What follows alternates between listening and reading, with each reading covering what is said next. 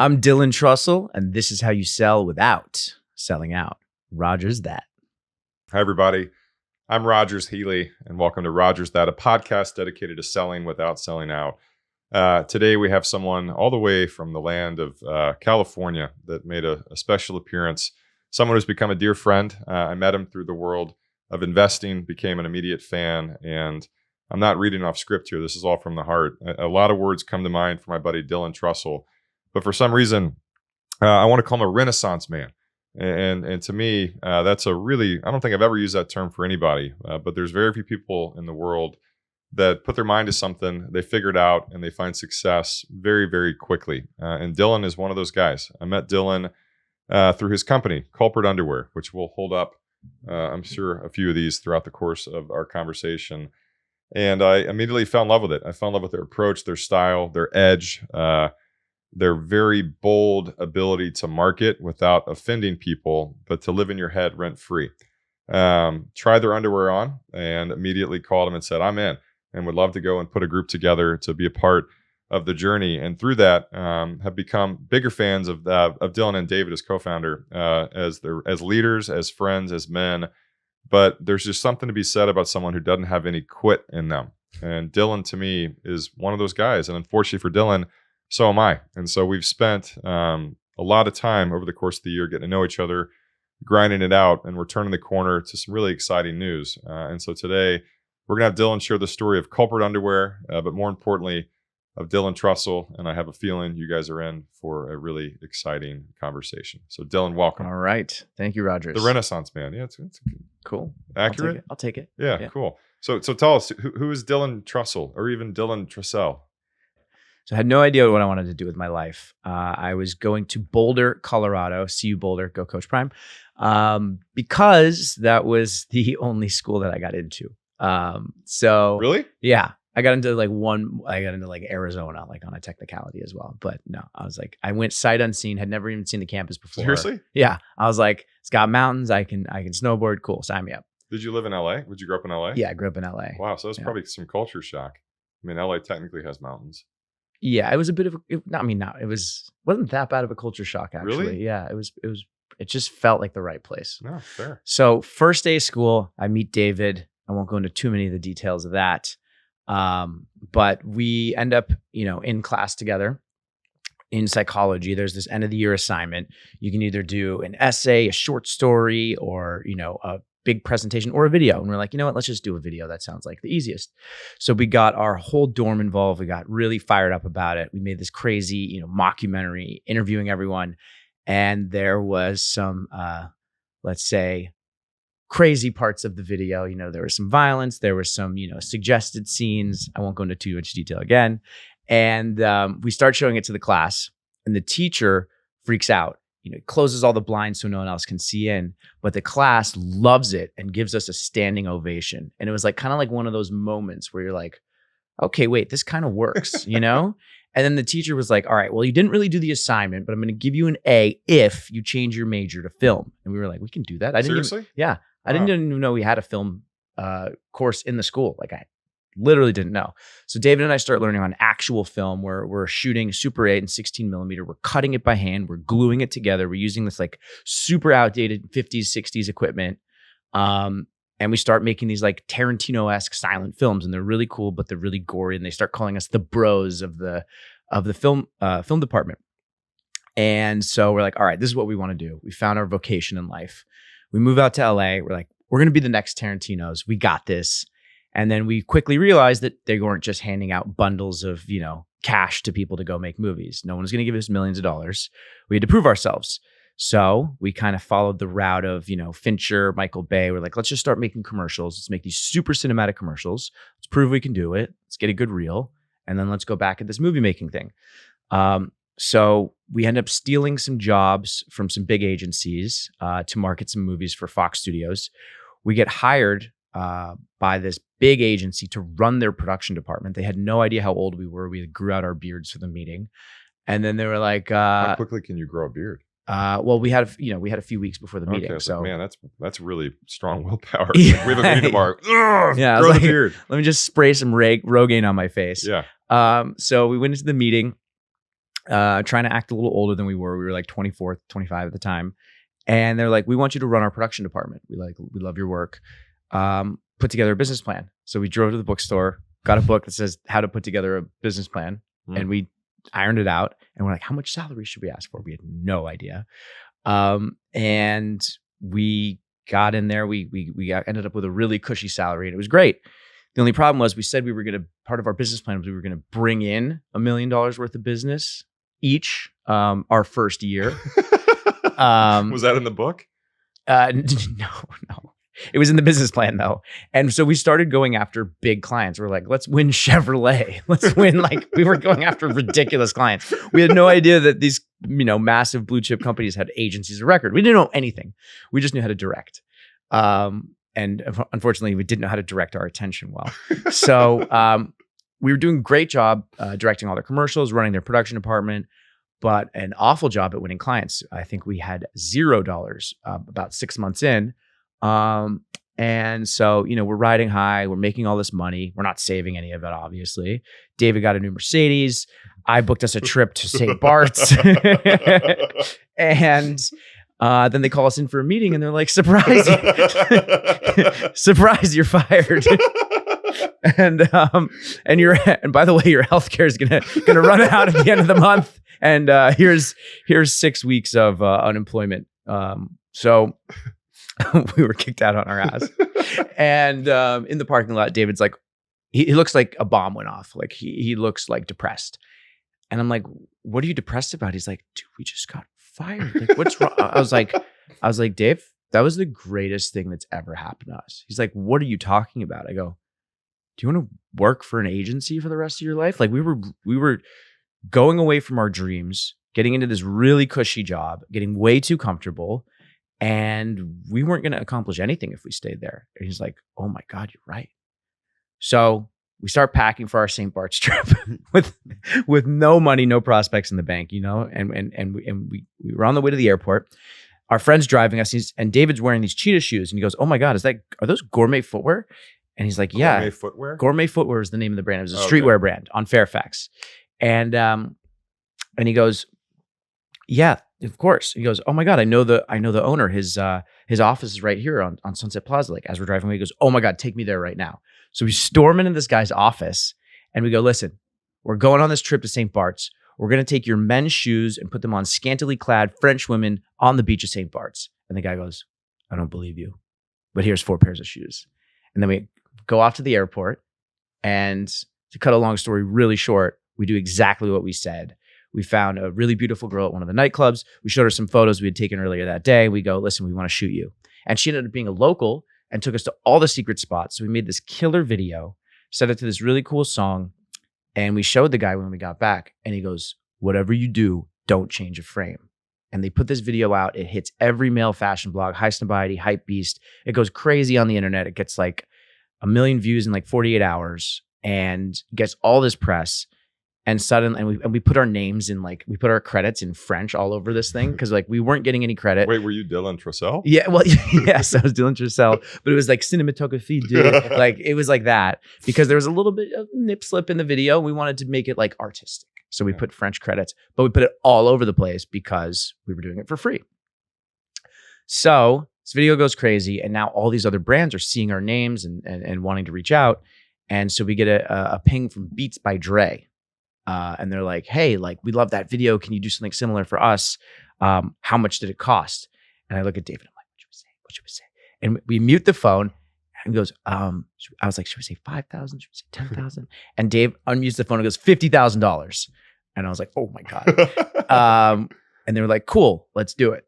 So we booked our first big client. Anyway, we snowballed that kind of early success into starting our own agency called Culprit Creative. And then then we got Forbes 30 under 30 for marketing and advertising.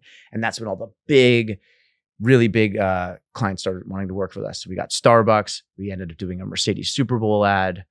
And then I got really tired of making other people rich.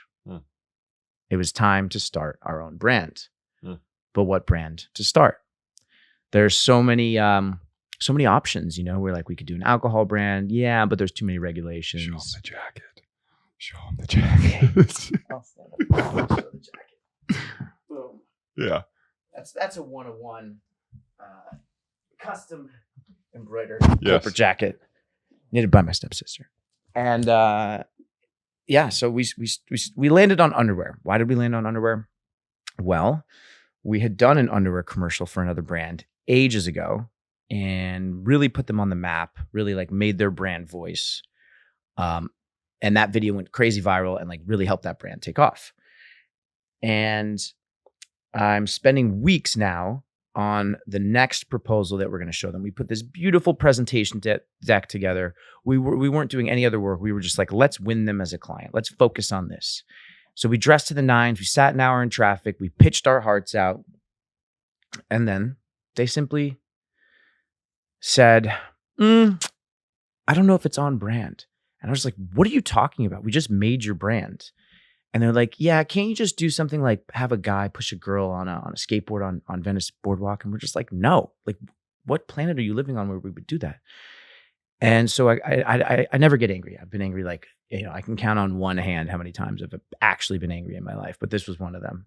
And so I turned to my business partner, David, in the parking lot, and I go, in probably less nice words, I go, screw them. We're starting our own underwear brand. And he's like, Dylan, like whatever, like you say things like this all the time. And I go, no. Culprit underwear. He's like, okay, yeah, I like the name. And then I go, get caught with your pants down. And then like I say that tagline, and it just like he sees the image in his head and it just flips everything. And he's like, oh my God, let's do it. So that was kind of on the back burner for a while. Another really, really long story that I will not get into is we made a movie. The movie was about to be really successful. We sold it. And then for reasons that I won't talk about right now, it ended up getting shelved and it was a disaster. And then we sold a TV show called Florida Man. We had like John Hamm set to be in one of the episodes. Will Ferrell set to be in one of the episodes. We were supposed to shoot it. Guess what the shoot date was? April 2020. Oh God. You can guess what happened around that time. Yeah, nothing. So the world shuts down. We had booked our flights to Vancouver to shoot it. Everything goes to crap. And we're sitting around, even the network it was on went under. It was Quibi. So we're sitting around with nothing to do. I think I'm like 3 Bloody Marys deep on a Tuesday. And I turn to David and I go, you know what we haven't had any time to do? Underwear. Now we have all the time in the world. Let's launch our brand. So we shot this crazy viral video with our amazing actress, Paige. But we also we hadn't raised any money. So we were like, all right, let's just test it out. We put $500 on a Facebook ad. We got like $1,500 back. We're like, wow, this is cool. We put the $1,500 down. We got like $5,000 back. We're like, oh my God, let's keep going. We've like, cracked the code. Yeah, we're like double or nothing. It was like Vegas. We put the $5,000 down. We got like $12,000 back, and we just like bootstrapped it like that. And then all of a sudden, this thing was an overnight success. And now it's just like, okay, we have orders, but how do we fulfill them? So I was fulfilling orders like actually literally out of the garage. And I had no way to even make the underwear. So we were driving around downtown. We needed a new supplier. We're driving around downtown, and I have 3 samples and 3 rolls of fabric. And we have 3 people to meet with. So we give each one a sample and a roll of fabric, and we say, have a sample ready for us in 48 hours. We drove to the next one, same thing. And then we came back 2 days later, and we got a price from each one, quality sample from each one, and we chose one. And then because everything was shutting down, we had to make masks as well. So we made masks to keep our factory open, and then we sold the masks, but we were also able to make underwear at the time because of that. So that's a hell of a story. And I think when we met, maybe throw some of the numbers out too, right? I mean, you bootstrap this thing, 500 to 1,500, 1,500 to 5,000, 5,000 to 12. But talk about sales, right? And talk about the fact that you guys, again, you're disruptors to the nth degree with kind of everything that you do. And I think that's a very accurate statement. But like sales, right? The first full year you did this, how much did you guys sell in underwear? So we launched in April 2020 and like middle of the month. And by May, we did 100K in May. And by the end of the year, we had done 2.2 million in sales. And what was that like to realize? I mean, that's significant, right? What was that like to realize that you were, onto something pretty substantial and you didn't really know how to take, I mean, you knew how to take it to the next level, but you didn't realize what kind of scaling came with that being a founder of a CPG company. Well, back then, the advice I would give myself now, let's start there, is take it a little slower. Yeah. Slow is smooth, smooth is fast. I was just like, let's grow this thing fast. Let's just like strap in and just go as fast as we can. Let's not worry about the numbers. Let's not worry about the costs. Let's just go. And so I was taking on, some expensive debt, and ordering just psychotic amounts of fabric, pulling numbers just out of nowhere, and just going, okay, we need 3,000 yards of fabric. Boom. Next 2 weeks later, before that even arrives, I'm like, hey, bud, we need 8,000 yards of fabric. He's like, what? You wait for your first order to get here. 2 weeks before that, right when the 3,000 arrives, I go, okay, we need 13,000 yards of fabric. He's like, what? Like, what is wrong with you? I was nailing it. I was on fire. So I was just like, kind of, getting into my own invincibility complex a little bit and like letting ego take over a little bit. And it did some good. It got us from, 2 million to like almost 8 million, 7.5 million the next year after that. But then I was like, okay, we can do underwear. What else can we put our amazing prints on? Let's do swimwear. And that was a big mistake. We thought we were geniuses because we made this really cool innovation for men's swimwear where we put a removable liner in there. Because like sometimes it chafes and gets itchy after you get out of the hot tub or the ocean. So it's nice to just be able to take out the liner. Yeah, guys don't care. They don't care. They either want board shorts or swim trunks. They don't need a hybrid, like, let me give you everything. They just want one or the other. So that was a big mistake. Lost a lot of money on that. We also made men's swim trunks for women called the bathing suit, BAE. It's kind of cool. Women actually loved those. That was like really top performing product for us. Get our best return on ad spend, our best margin and everything. But it only sold for 2 months out of the year. So we're still stuck with all this, we were still stuck with all this inventory. So definitely like, made every mistake you can possibly make in that early period. I'm a director. Like, what am I doing running an e-com brand? What am I doing in fashion? Made no sense. But, I was learning as fast as I can. But some of those mistakes, you make them early and they cost you for a couple of years while you have to pay for them. But look how it happened so quickly, right? I mean, relative quickly. The business is less than 5 years old, and you've had all these, different obstacles that you found, you found your way out of, which I think is really valuable. And it didn't shut you down. It gave you a different kind of perspective. Maybe give us a insight into raising money. Right, you talked about how you hadn't raised money before starting this, and that's such a weird world, right? It's so weird once you kind of put yourself out there. You have a different responsibility, but maybe the journey to that, I think, would be really beneficial as well. Oh, absolutely. Sorry. So the first, little, few tiny checks that we got were just from friends who believed in us. They'd seen us build our production company. They'd seen what we can do with ads. Some of them had even hired us to do their companies, and so. Getting 25, 50K, some 100K checks. Obviously the bigger the number, the harder it was to actually get your friends to wire the money. But that was, that kept us going for a little bit. And then it was time to really raise some proper capital, get us out of this, debt financing, kind of like stasis that we were in. Yeah. Because when you're paying these high interest loans, you don't have, there's no profit. It's kind of like eating up your entire margin, and then you're not able to actually grow. You just kind of just stay at that plateau. So did you know all this stuff before? I didn't know anything before. Yeah, that's crazy. I mean, it's crazy how you're talking like so intelligently about something where you lived through it and you kind of learned on the fly, which I think that's such a crucial part of being an entrepreneur, right? Is you had to figure stuff out. Again, we're both advertising guys, different backgrounds, not a business degree, but you learn this stuff. You had to. Yeah, it's trial by fire. Yeah. Every decision I made, I was literally flying by the seat of my underpants, like no idea what I was doing. But you think you're making the right decision, and the key is to just make a decision and then just move forward. And if it's the wrong decision, you can change. You can kind of change it back. There's this great thing I love. I think it was Jeff Bezos just talks about it. It's like there's one way door decisions and two way door decisions. And the two-way door decisions, just make the decision, and if it's wrong, backpedal and change it. The one-way door decisions, you really got to think about more. Those are like the big investments you're doing. And back to raising money, when you're talking to a VC of a venture firm or any investor, you really got to consider it. It is a one-way door decision. It is like a marriage, and it has to be a good fit. It has to be a culture fit. It has to be a fit everything. It has to feel right. You really have to go with your gut. What does your gut say? And we had two other, before I met you, we had two other big investment groups that wanted in. Both were for around $4 million each at different times.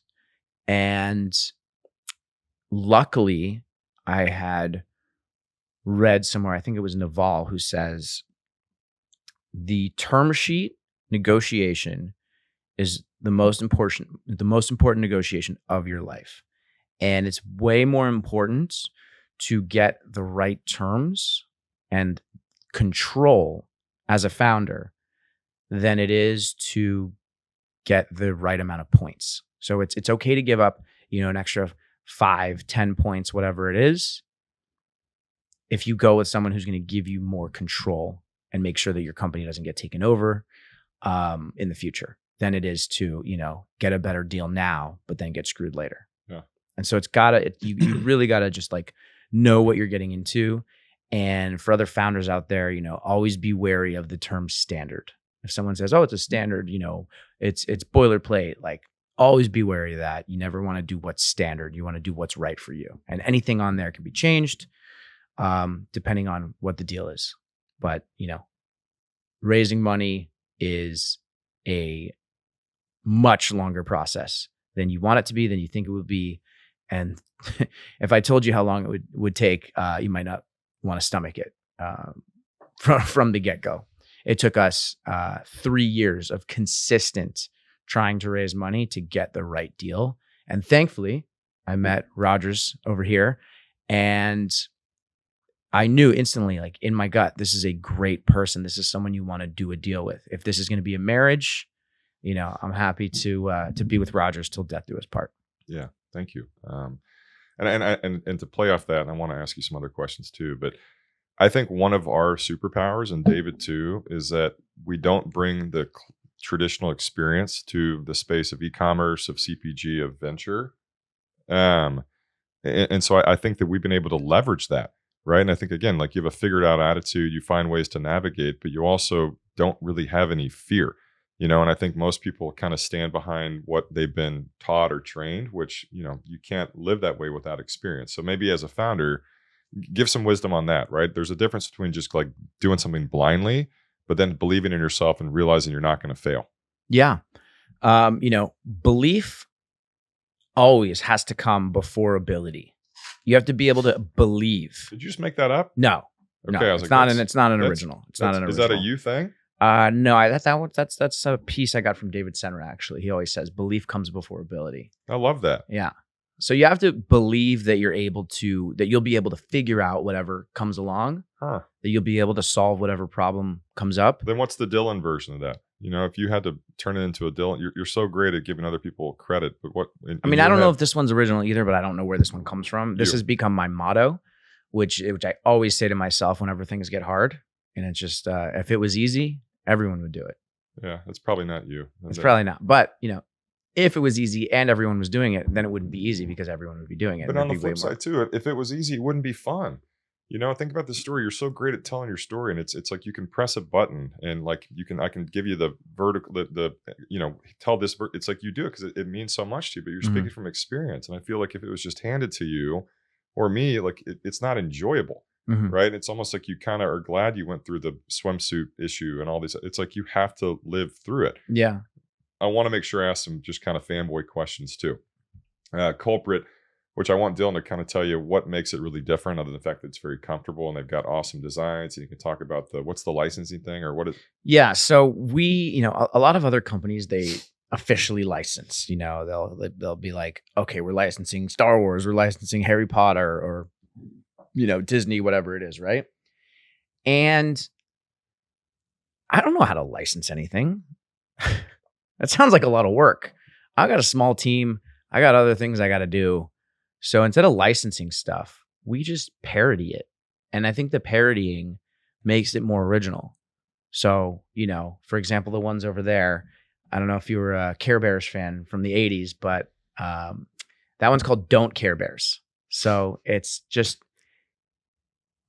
kind of looks like Care Bears, but like way different. And they are doing Drunk things. Care Bears. Yeah, they are doing things that Care Bears with baseball bats. Exactly. With a Molotov cocktail, Care Bears on a Harley. Yeah. They're doing things that only bears that don't care would do. Yeah, but you can legally do that. Well, yeah, it's called parody law. It's the same way that, SNL is able to make fun of, any TV show out there, any movie out there. It's parody. Huh. Okay, talk about the story behind the social media dominance and the Instagram name of @underwear.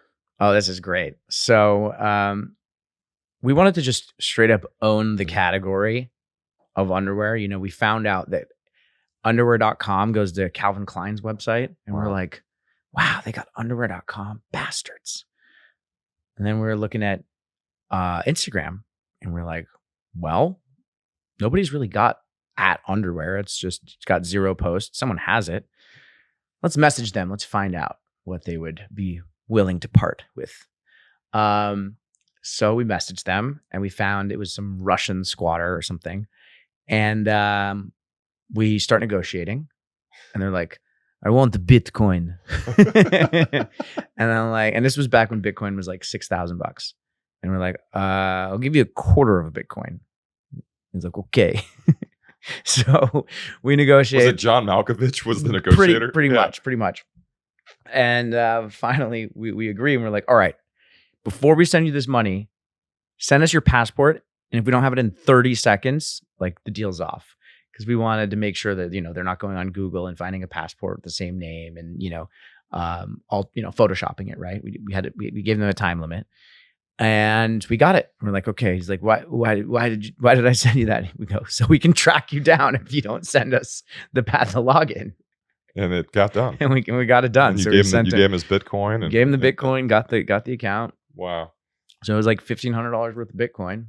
Well, and now we have @underwear. And now it's worth a little bit more than $1,500. Oh yeah. Everybody wins. Okay, so as we kind of land the plane on here, tell us again, like, best advice you ever received. You're such an absorber of knowledge and all these tidbits. But if you had to pinpoint the one piece of advice from family, friends, the podcast, from anybody, what would it be? Never give up on yourself, but that doesn't mean never give up on what you're currently doing.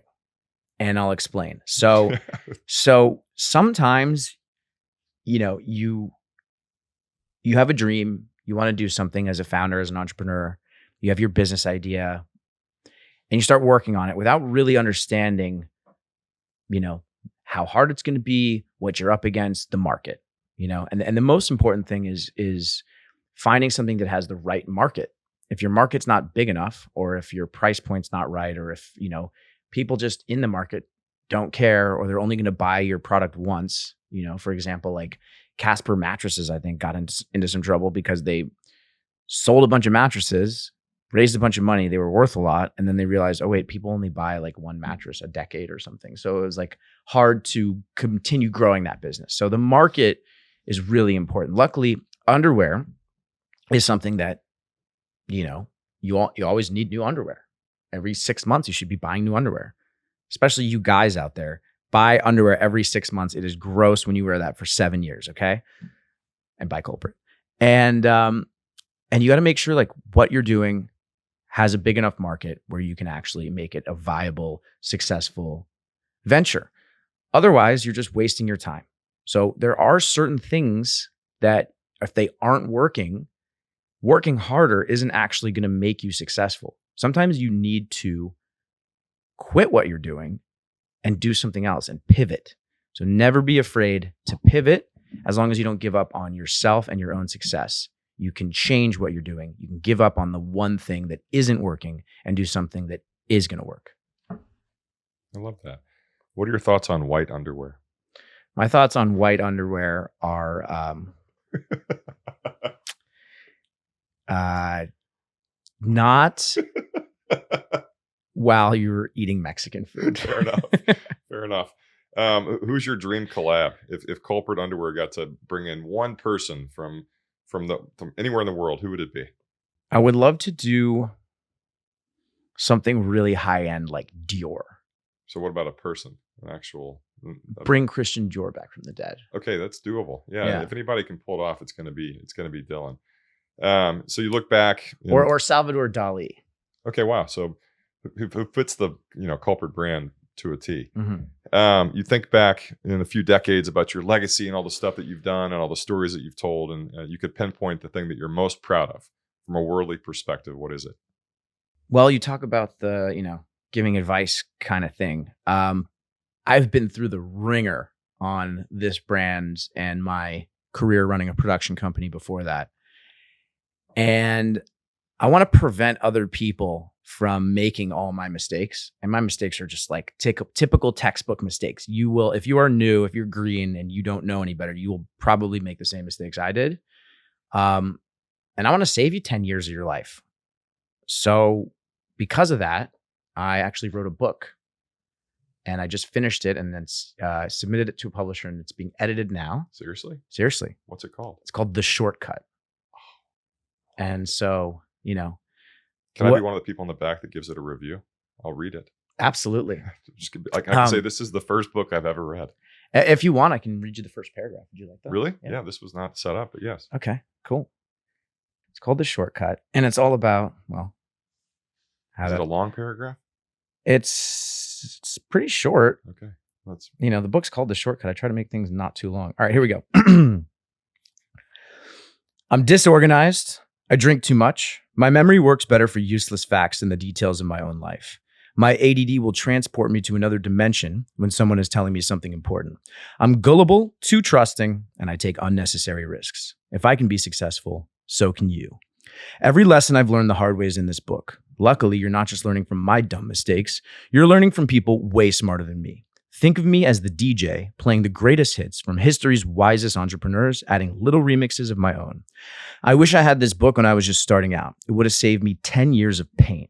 It should do that and more for you in building your empire. It will also put you a decade ahead of any of your competitors who haven't read it. There are no shortcuts in life except this book. My gosh. Yeah. Dude, it's like Tucker Max for business. You're unbelievable. Thank you. I'm such a fan, and I've got one more question. Yeah. And I feel like this is going to be your favorite question. And I'm going to go Wolf of Wall Street on you. Great. Sell me this underwear. Okay. What are you wearing right now under your pants? Just underwear. Just underwear? Yeah. And do you feel that underwear? Do you notice that you're wearing it? Yeah. I mean, I've got it on. Yeah. And do you sweat during the day usually? Big time. I mean, you've seen how many times I've adjusted. I'm a sweater. So what if there was a way where you don't sweat at all during the day, you never have to adjust, and you don't even realize you're wearing underwear? In fact, it feels like you're wearing nothing. Tell me more. Well, if you try on this pair of Culprit underwear, not only will all of those 3 wishes come true, you will now be wearing a conversation starter like this one that I have in my hands. Where, did you watch spaghetti westerns growing up? Little Clint Eastwood action? All the time. Well, this right here is called The Good, the Bad, and the Pugly. And if you notice, this this pug that's unfortunately met his demise at the business end of a shotgun is now turning into a ghost with a little halo over his head. And in doggy heaven, he is peeing on a fire hydrant. Oh my gosh. So this is the attention to detail that you will get when you wear Culprit underwear, and you will have a conversation starter in your pants ready to go at any moment's notice. I'm in. Sold. The last question, how do we support Dylan? how do we buy Culprit underwear? What's the best way to do that? The best way to support is to go to culpritunderwear.com, flip through all the wild patterns, or if you're a little bit more basic and you don't want to show off too much, you can look at our solid colors as well. Load up your cart. Try to add 3 items because then, you get free shipping. And then if you enter in Rogers that at the code in checkout, you will get 25% off. Wow. Again, none of this was planned. There's no script. And then how about you? Like as a founder, an entrepreneur, we're going to buy your book, The Shortcut. Yeah, it's going to be available about November 1st. That's Wow. the release date currently. So. I love it. And so culpritunderwear.com, at underwear on Instagram. Dylan Trussell also is very active on social media too. Some would say too active. Too active. You get to leave us with one nugget. You got all these nuggets live in your head. What's the last nugget before we call it? You're capable of a lot more than you think you are. And really just think bigger. When you take on the impossible, when you take on the really, really hard stuff that no one else has the grit to do, it's actually easier because there's less competition. That's it. Great job. Great friend, great leader, great founder. You're one of the guys too that when you sell this for a lot of money, I know it's not going to change you, right? And so cheers to you. Thanks for letting me be a part of this journey. You're a hell of an entertainer, and it's a lot of fun to be a part of this with you. So thanks, Awesome. buddy. Great job. Thank you for believing in me, and thank you for helping us get to the next level. You're welcome. Yeah, cheers.